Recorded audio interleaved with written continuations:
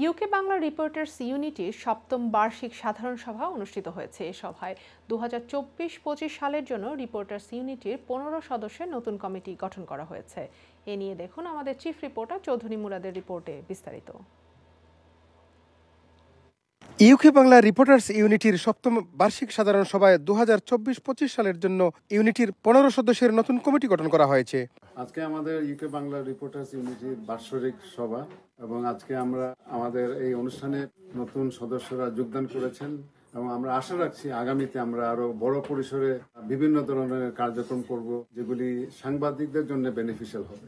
রবিবার ইউনিটির সভাপতি doctor answer আহমদুল্লাহর সভাপতিত্বে ও সেক্রেটারি ডিবিসি নিউজের যুক্তরাজ্য প্রতিনিধি জুবায়ের আহমদের পরিচালনায় পূর্ব লন্ডনের একটি রেস্টুরেন্টে অনুষ্ঠিত এক সভায় এ কমিটি গঠন করা হয়।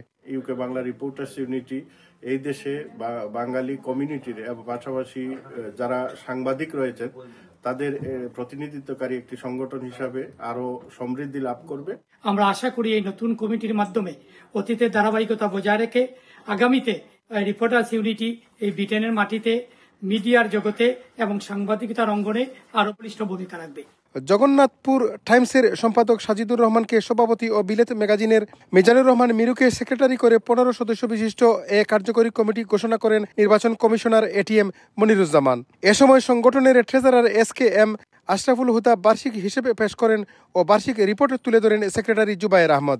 এ সভায় বক্তব্য রাখেন Mohammad Shahed Rahman, Mukis Mansur, Jamal Ahmad Khan, barrister Iqbal Hossain, Mirza Abul Kashem, doctor Joynul Abedin, doctor Shamsul Chowdhury, Abdul Basir, Asma Matin, Imdadul খান, হাফসা ইসলাম, মনকুরেশি, হেনা বেগম, ফয়জুর রহমান ফয়েজ, সালেহ আহমদ, রহমান অলি, ডক্টর আজিজুল আম্বিয়া, সুয়েজি মিয়া, নুরুন্নবী, শামীম আশরাফ, মুন্না মিয়া, ইমরান মাহমুদ ও শিফন মিয়া সহ অনেক মিডিয়া নেতৃবৃন্দ।